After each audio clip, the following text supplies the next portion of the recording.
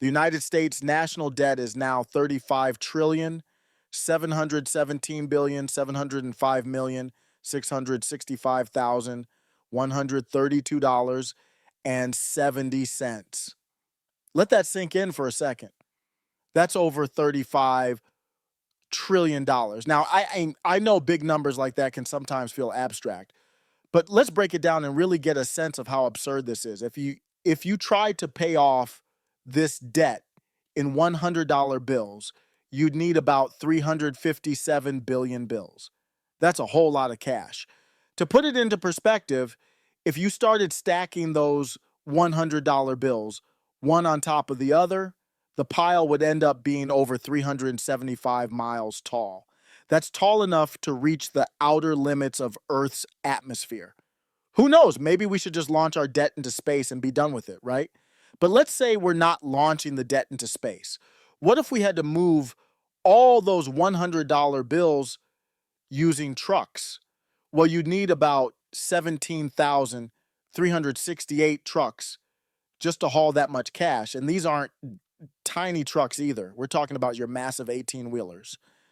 If you line them all up bumper to bumper, the convoy would stretch for about 173 miles. Imagine the traffic jam that would cause. It's like an entire city's worth of trucks, but instead of delivering goods, they're packed full of debt we still owe. Now, if that wasn't crazy enough, let's talk about the interest. This year, the United States government will spend over $1 trillion just on interest payments alone. Yep, that's 25 cents of every non-Social Security tax dollar going straight to interest, like the world's biggest credit card bill that never ends. We're basically paying $2 million per minute in interest. Can you imagine having a credit card that racks up $2 million of debt every minute? At that rate, you could buy a yacht every 60 seconds and still have enough left over for a private island. And here's another wild fact. The national debt is now bigger than the entire United States gross domestic product. That means if we took everything the country makes in a year, every product, like every service, every dime of profit, we still wouldn't have enough to pay off the debt. It's like having a mortgage that's worth more than your house, your car, and all your neighbors' houses combined.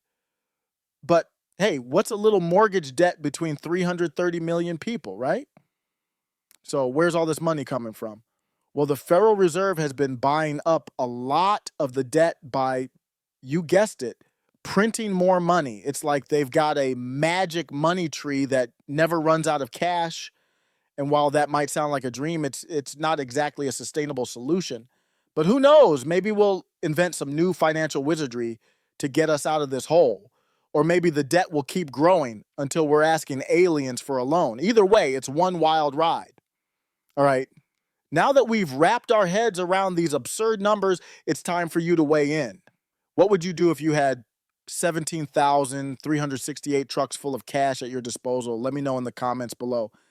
Would you start your own country, buy up an entire city, or maybe build the world's biggest mansion?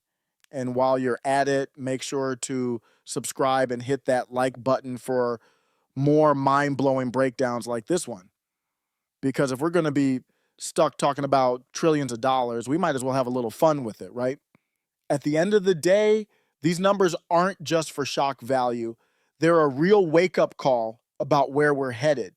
Fiscal responsibility is no joke, and as entertaining as it is to imagine convoys of trucks or stacks of cash, we've got to figure out a way to tackle this debt in a way that doesn't saddle future generations with even more.